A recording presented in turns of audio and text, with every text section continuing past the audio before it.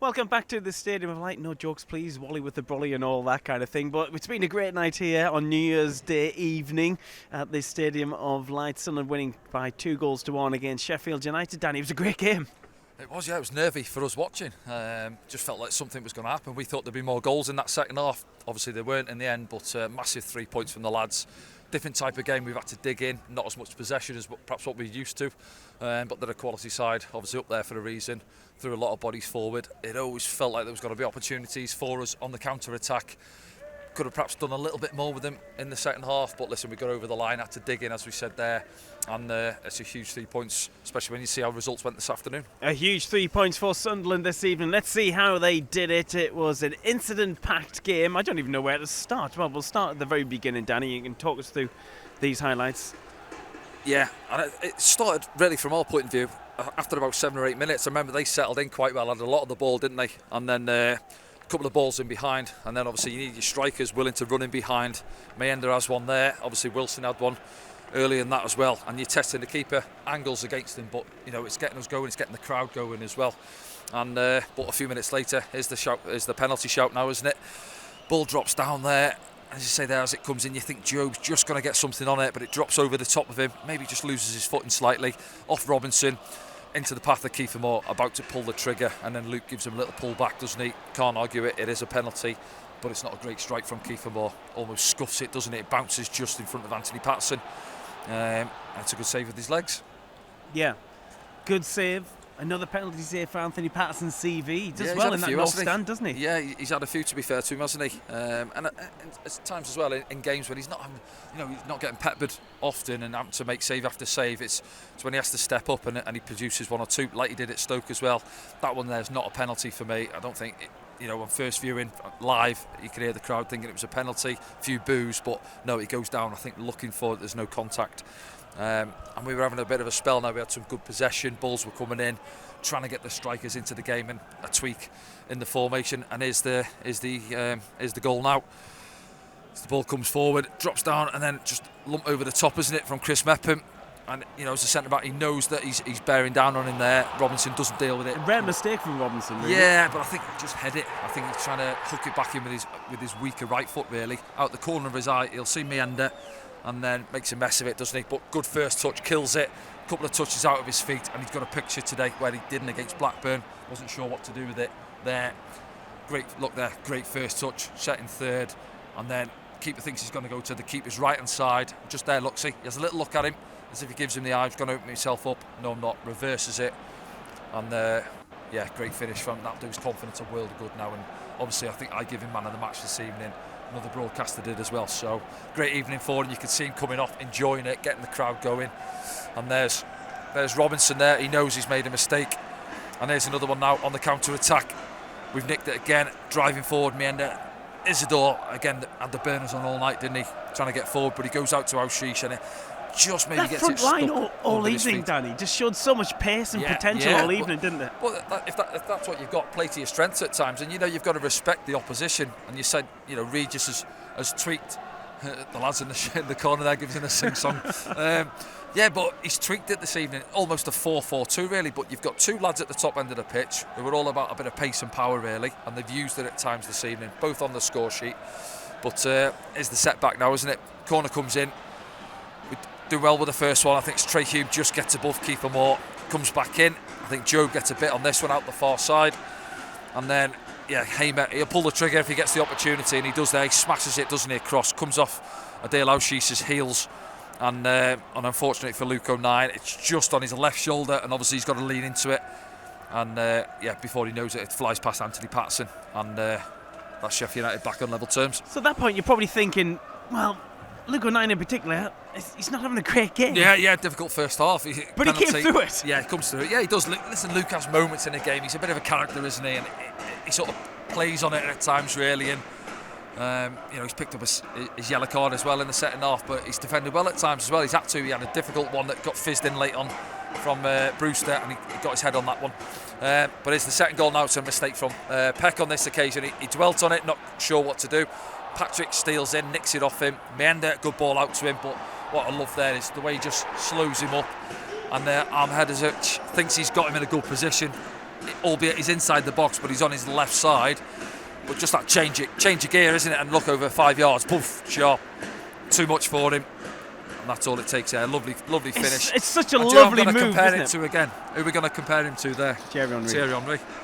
He says he loves watching Henry, but that's Henry-like, isn't it? It is. It's the way he kind of skates around. Yeah, and just glides. Subtle touches and then swipes it home. But you've seen Henry do that over the years in the Premier League to defenders, haven't you? But there, he's just Wilson Isidore, fantastic, and he doesn't score many tap-ins, does he? All his goals. No, he never scores tap-ins. But that one there, he's had to almost create it himself as well, hasn't he? Yeah, we've worked it well out to him over to that far side, and then this one, I think Meander there, if he has this one back, look between the centre half, shift it and bang. I think he scored one earlier in this. Was it Sheffield Wednesday? I think it's middle of the goal. He smashed it in, didn't he, from the centre of the box there? But there goes onto his weaker right foot and doesn't get the connection he's after, and drags it past that far post. And this was right at the start of the second half. We actually started well in the first minute or two, but then Wilson picked up that injury with his lower back, didn't he? And then it was all Sheffield United for the next 10-15 minutes. Had a lot of the ball, forced us back, and we were all about counter attacks really in that second half. We had a few, didn't we? But we didn't make any count really. Didn't work the keeper as much as we would have liked in the second half. But if you're not going to do that, you've got to make sure you're organised, you're resolute at the back. And they made 4 or 5 changes, didn't they? Loaded the front line, almost 5-6 bodies across their front line really, but didn't really get that clear-cut opportunity they were looking for. O'Hare there with the audacious effort. It was a bit of a quiet evening for him. He's not really he's usually busy and bright, isn't he? But he couldn't get into it. As I say, he couldn't force an opening himself really. Kiefer Moore was quieter in the second half as well. They didn't really play balls into him as much, but you've got to give the boys at the back credit. They handled him well. Chris Meppel will know him really well. Obviously, he plays with Wales with him. He'll train against him while he's away with Wales. And sometimes when you're up against them, and I actually played against him. I think it was at Forest Green years ago. Kiefer Moore. He's 3-4 inches taller than me, and I'm nearly 6'3". And you've got to sometimes just think you've got to allow them to have it. You can't always get into a fight with these big units, similar like John Carew, those type of players back in the day. But they handled him really well in the second half, I felt. And there's chances for Sunderland. He goes over the top on this occasion. O'Sheesh into Isidore, lovely little flick round the corner. Meander as well, just setting it back for him, and then Joe just fires it over the top. So chances few and far between, but we had a few almost moments like that one there. Dan Neil does really well. He reads the pass in the middle of the park, tries to feed it into O'Sheesh across their back line, but just a little bit too much pace on it, and O'Sheesh gets it stuck under his feet in the end. Medovic there, a little bit late on Anthony Patterson, wasn't he? I feel that the ball was there, but did leave the studs there. This one here for Meander, doesn't catch it as clean. You've seen it on first viewing. He stubs it into the floor, doesn't he, rather than a crisp strike. And but as long as the game is going on, it's still at 2-1. We were thinking, they're going to get that clear-cut opportunity, aren't they? This is a strike. It's a comfortable one. Yes, he pushes it away. He gets a good bit on it. Anthony Patterson ripples the side net in there. That's what he would have been looking for, Hamer, wasn't he? Free kicks. He never stopped all night, Elijah Meander. And he's in again. This is a difficult one. Defender gets back at him, doesn't he? But I'll tell you who won't have enjoyed playing against him there is Robinson at the back. For an experienced centre-back, he come out second best this evening, didn't he? Up against him. This one there, he's lucky, Adjulise. Look at him pulling Medovic's shirt, and it's pretty much on top of his head there, so we've got to be careful in there. Unfortunately, as I said, in comms there, we haven't got VAR, so maybe got away with that a little bit. And then right at the depth there, ball fed across. Only's trying to get on the end of it, can't quite get there, and that was that. And then big sigh of relief from 30-odd thousand Sunderland fans, and a massive 3 points. Big sigh of relief and big celebrations, and the people in the hospitality boxes are still going absolutely crazy because they know how big of a win that was for Sunderland this evening. Not just at the top end of the table, it dragged Sheffield United back down to close to them, with themselves. But again, it sends a message to the rest of the division that everyone's saying that it's going to be Leeds and Sheffield United who are going to occupy those top two. But Sunderland keep on answering back. Yeah, not going away, are we? The old noisy neighbours, one comes out to play. But no, listen, it is, and you've got to take points off your rivals. They've had a disappointing week coming into it, like ourselves. 1 point from a possible 6. We said 2 games ago this might be Sheffield United's bad run, and it looks like it is going to be. Yeah, could well be. Listen, I'm watching them tonight, and them created as much as they would have liked, but they're a quality side. You can see they mess you around a lot. The rotation from the players is good. They load the top end of the pitch as good as they can. They do give you opportunities. They've had a lot of clean sheets, 15 clean sheets, second in the league. But on those turnovers, teams will watch them now, and perhaps our coaching staff, to give them credit, have looked at it and thought, we go with 2 flyers at the top end of the pitch on those turnovers, we're going to get opportunities in the channels, because they push both fullbacks really high and wide, and as soon as they lose it, bang, Dan Neil gets on it. Joe, you've got to be looking for those passes. Yeah. And Robinson, decent player at this level, but he's early 30s now. He won't want to be racing young'uns like Mayenda too often throughout 90 minutes like that. Yeah. So, yeah, massive credit to the boys, and took the opportunities when they've come along in that first half. It was exciting this evening. Let's have a look at the scores from around the division this afternoon, this evening. It's lunchtime. There's been games all day. And this is how they ended. Plymouth Argyle 2, Bristol City 2, Queen's Park Rangers 3, Watford 1, Millwall 0, Oxford United 1, Burnley 0, Stoke City 0. Cardiff City 1, Coventry City 1, Leeds United 1, Blackburn 1, Luton 0, Norwich City 1, Portsmouth 4, Swansea City 0, Sheffield Wednesday 4, Derby County 2, West Brom 3, Preston North End 1, Hull City 0, Middlesbrough 1. Let's have a look at the league table then. What does that win do for Sunderland? Well, we knew before we started this evening that Sunderland couldn't move any higher in the division, but they've really clawed back that points tally, haven't they? Sunderland sitting on 47 at the minute. Sheffield United on 49. It's Burnley who are in second. Leeds United top of the tree.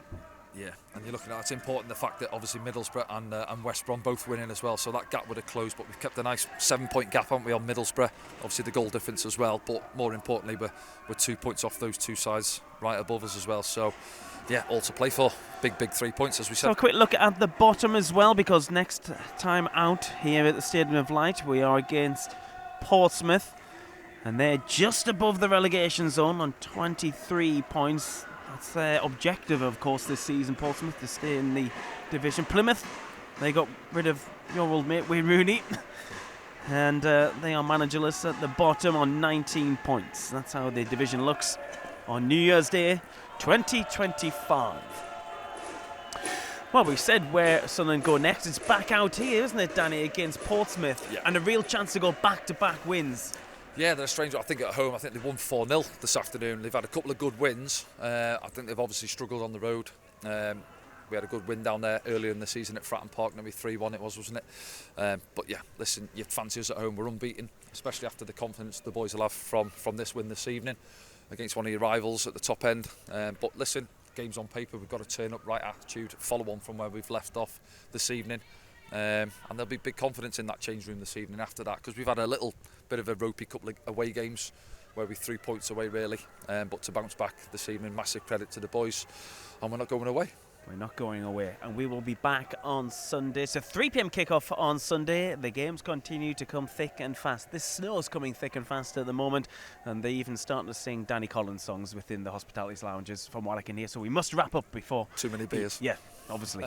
Okay then, we'll see you very soon. Happy New Year from the Stadium of Light.